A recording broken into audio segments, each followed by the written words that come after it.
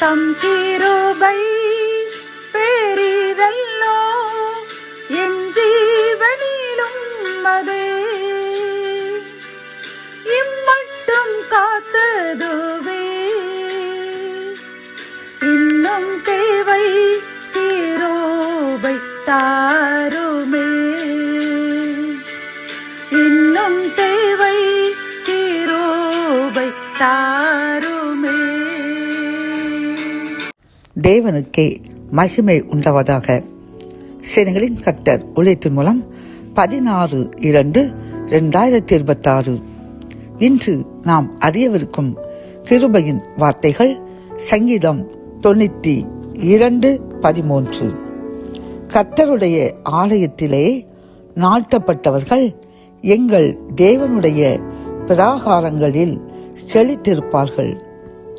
கத்தோலிக்க வேதாகமம் இவ்வாறு கூறுகின்றது: ஆண்டவரின் இல்லத்தில் நடப்பட்டோர் நம் கடவுளின் கோவில் முற்றங்களில் செழித்தோங்குவர் என்கின்றது.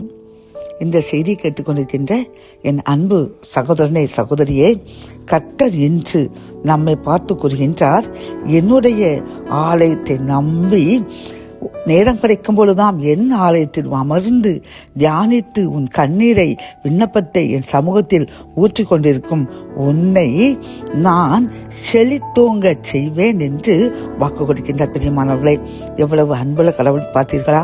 நாம் அவரை மட்டுமே நம்பி உலக பிரகாரமான மனிதர்களிடம் நமது கவலைகளையும் கண்ணீர்களையும் சொல்லாமல் அவர் சமூகத்தில் மட்டும் அமர்ந்திருந்து நமது கவலையும் கண்ணீரையும் நாம் ஊற்றினபடியால் கர்த்தர் நம்மையும் நம் சந்ததிகளையும் அவருடைய ஆலயத்தின் முற்றங்களில், அதாவது அவருடைய பிரகாரங்களில் செழித்து வளரச் செய்வார்.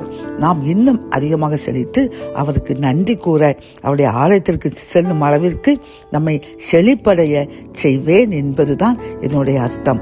ஆகவே நாம் என்றும் அவருடைய ஆலயத்தில் அமர்ந்து கண்ணீரையும் நம்முடைய பிரச்சனைகளையும் அவரிடம் ஊற்றுவோம்.